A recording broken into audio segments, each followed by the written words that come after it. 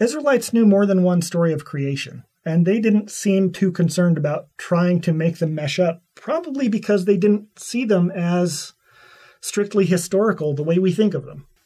They saw these accounts as teaching different aspects of reality than the scientific aspects that we hone in on because we are modern, materialist, post-scientific revolution people.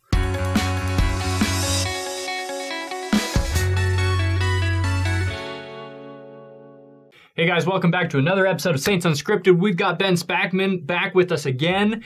If you don't know who he is, go watch the other episode we did with him because we're not going to introduce him again because we've got some stuff to talk about today. This is the sequel. This is the sequel. T2.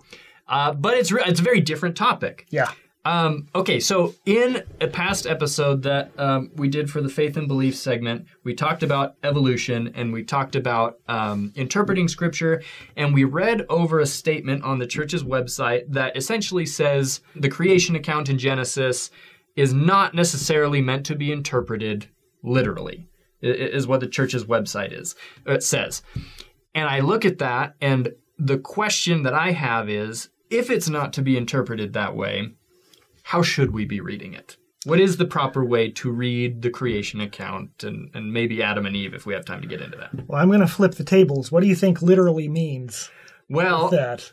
I'm going to say this. I've watched what you've taught on this, so I already know the answer to this one. All right. But most people would say when we talk about something literally, we're talking about something concrete, something that is taken at face value, but correct me. Well, so here's the question. When we read Scripture, do we want to read it in context and understand it the way its original audience would have understood it? Or do we want to say, context doesn't matter? If I read it in English, in translation, several thousand years later, it's going to be totally clear. Totally different culture, I'm going to get the same thing out of that as an Israelite did 3,000 years ago. I think we make that assumption. We do, But we want to be aiming for option A. What I argue is it's not just the words that need translating. Okay. It's the things that went around the words, which is literally, if you know Spanish, it's the context. That's the stuff that went with the text that didn't get written down because you don't write down what's obvious. You don't write down shared information, right? So I would actually argue that we need to read Genesis literally, but what literal means is according to the author's intention. So we have to go, well, how do we get at that? The answer to that is we want to try to understand as Israelites understood. So we have to try to learn what the Israelites knew natively just by dint of being Hebrew speakers living in that context, 2,500 years ago or whatever. We have to learn what was unsaid. Yeah, exactly. Because everyone believed it. Exactly.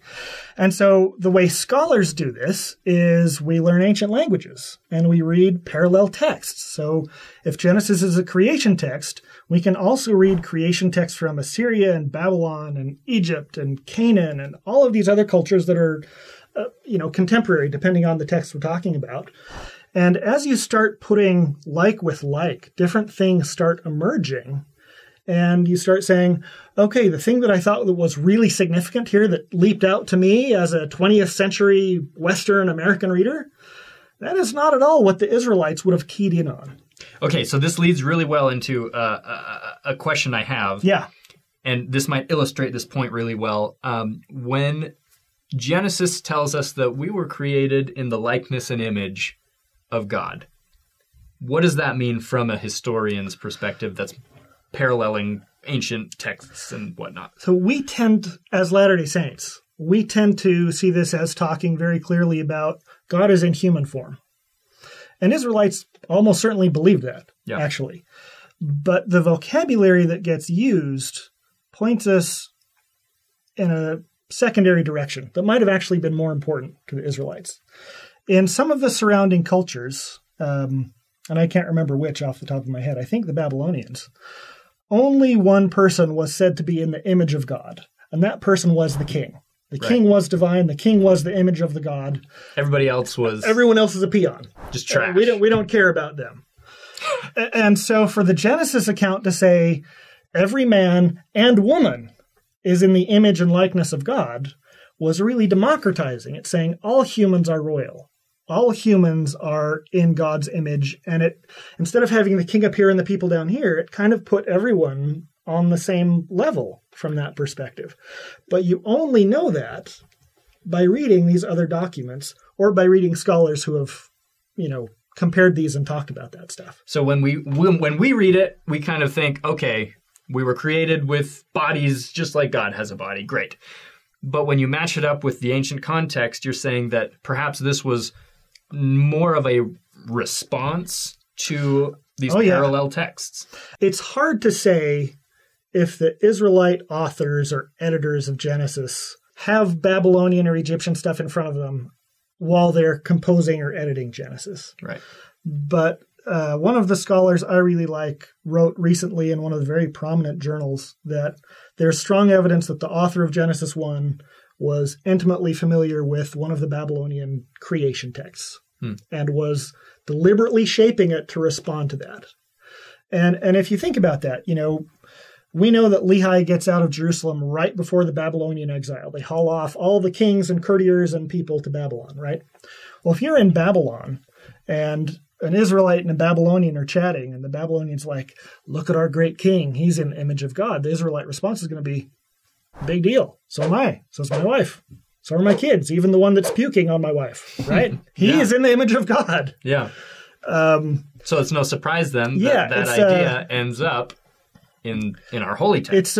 It's a reaction, but it's a subtle one. Mm-hmm. No one's saying, by the way, the Babylonians think this, and we know that's wrong. Yeah. It's because they're living in Babylon. They're experiencing that. And so for the Israelite priests to be teaching Genesis this way, it's, if you want to think about it in terms of 19th century missionary work, this is like the anti-Babylonian pamphlet they're handing out, right? Yeah. That's not its only purpose. Right. But there certainly seem to be some elements in there that are responding to theological claims like who's in the image of God. Yeah. And what God is running the universe, and do they care about us?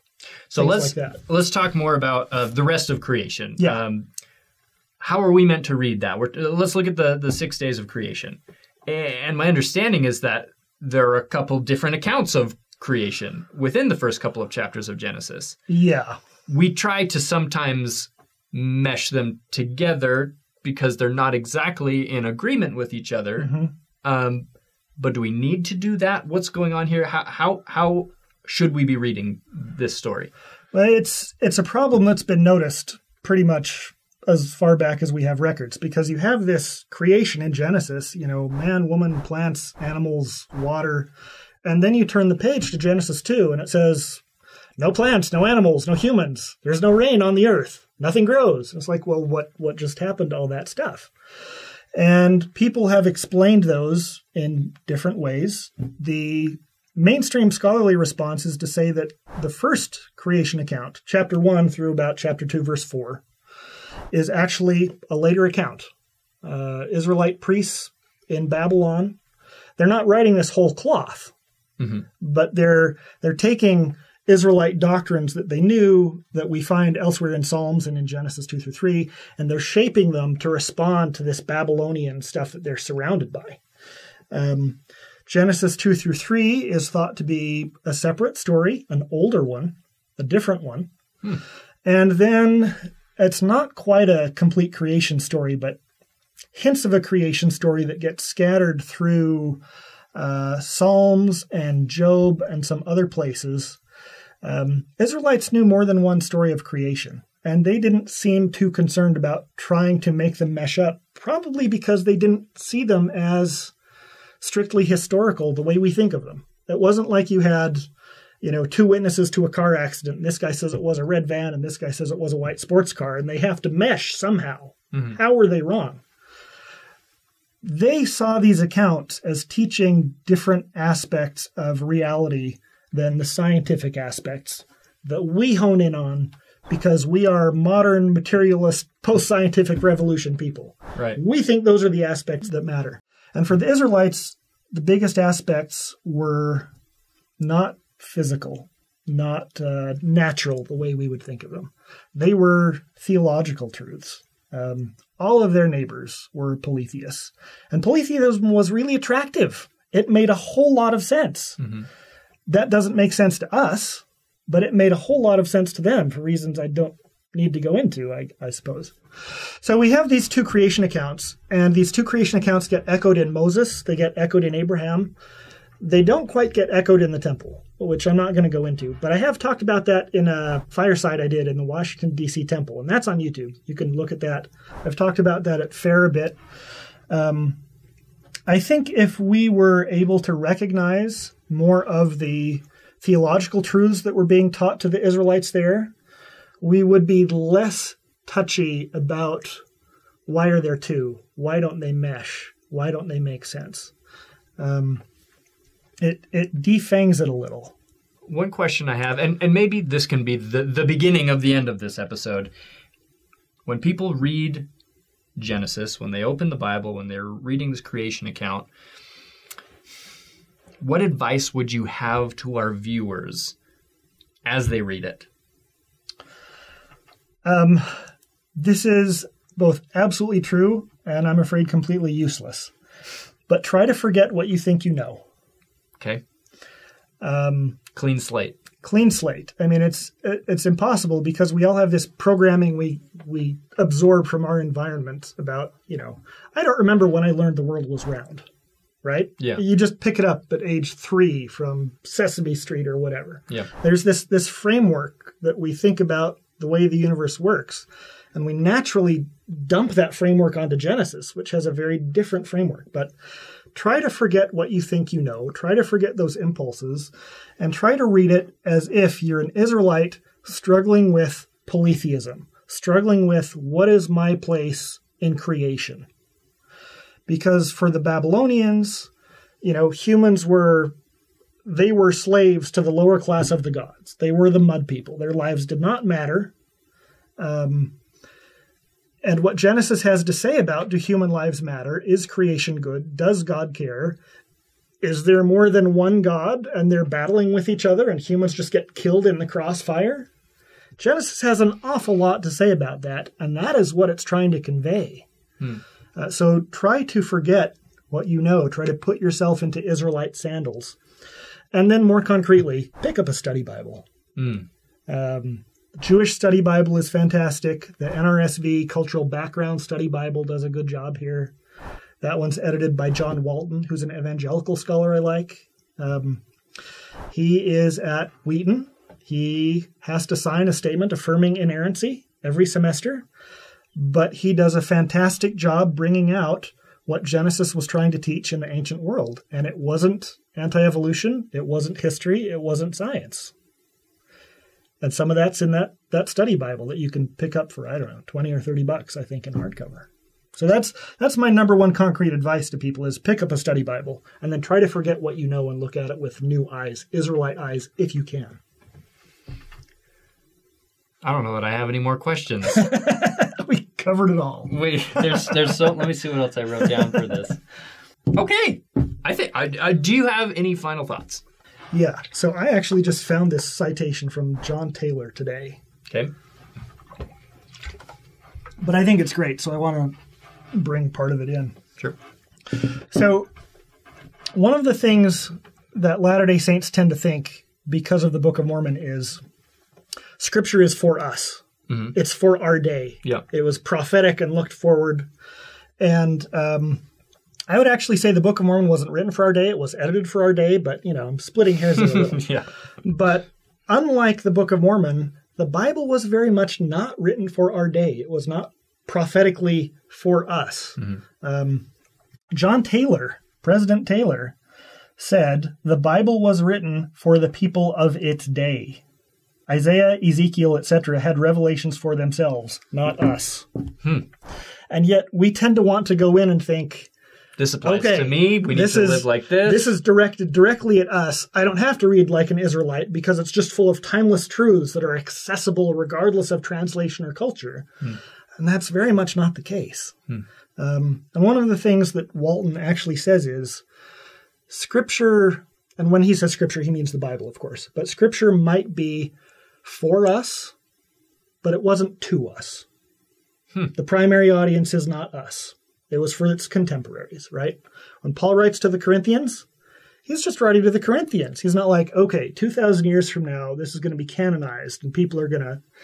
He's just trying to do what apostles do and regulate the church. Yeah. And same thing in Genesis. It's not aimed at us and our problems and our questions of today, but the Israelites and their pressing theological issues back then. That's interesting. That's kind of a freeing concept when you understand that you don't have to read the Bible as historical fact. Not because you lack faith or you don't believe in miracles or whatever it may be, but because that simply may not have been written for that. Right. It was not the original intention. Yeah. Fascinating. Okay. If people have questions and they want to learn more from you about this, we talked about it in the last episode. You've got your blog. People can Google your name, honestly, and find a whole host of things. I am not the real estate agent, by the way. That is not my side job. Oh, there's another Ben Spackman. There are a couple Ben Spackmans who show up on Google. There's a real estate agent. There's a... I don't remember. Look at the academic background of this guy. He's a real estate agent. Oh, thank you for being here with us. We've barely scratched the surface of this. Like the last episode, I'd love to talk for two more hours about it, but go check out Ben's stuff. And without further ado, we'll see you next time.